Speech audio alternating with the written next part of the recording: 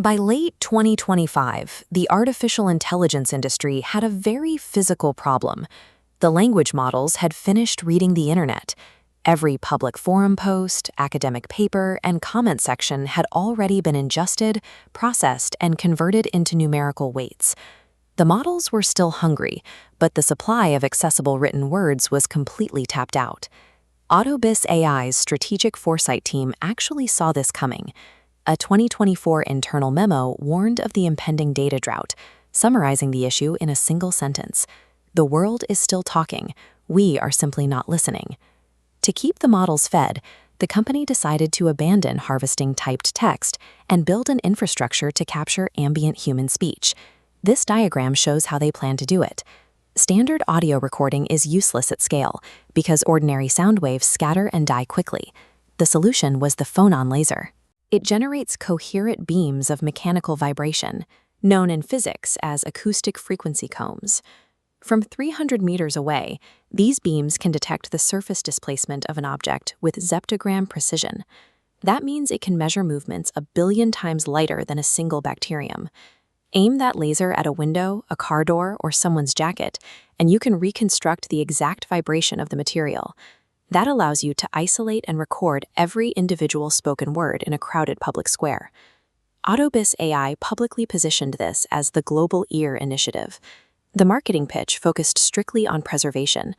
Because roughly 3,000 human languages exist almost entirely in spoken form, the company claimed this grid was necessary to document those endangered dialects before they vanished. By branding the operation as a gift to human heritage, they neatly sidestepped the detail that they were building a planetary eavesdropping network designed to capture every public conversation without anyone's consent.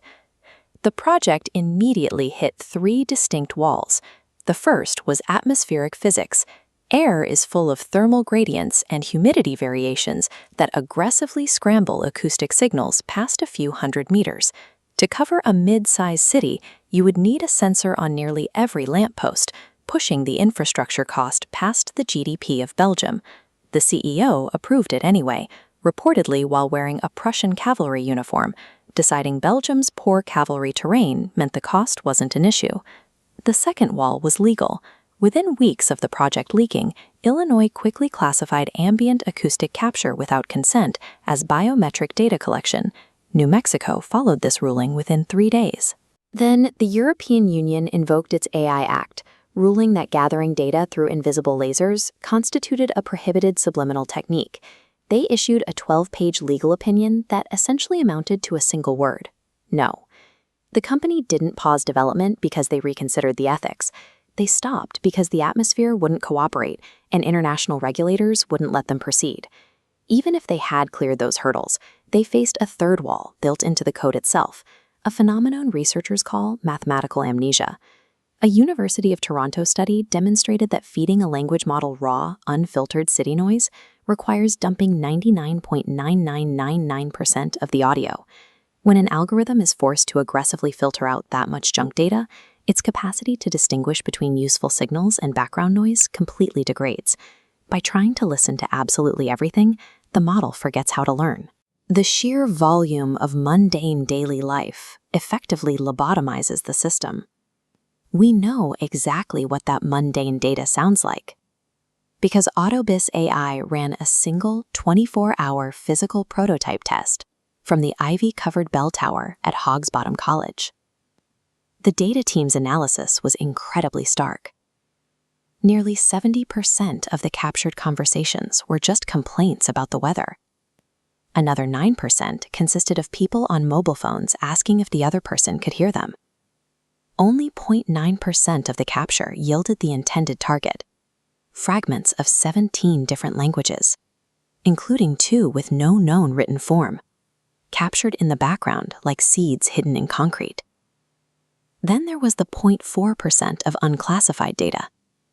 Upon review, the single highest engagement subject in the entire 24-hour test was a corgi named Cromwell tied to a bench, who successfully initiated 17 distinct vocalizations with passing humans. The sweep also recorded a colony of bats living in the tower, accidentally discovering that their echolocation constitutes a highly complex, unrecorded acoustic language.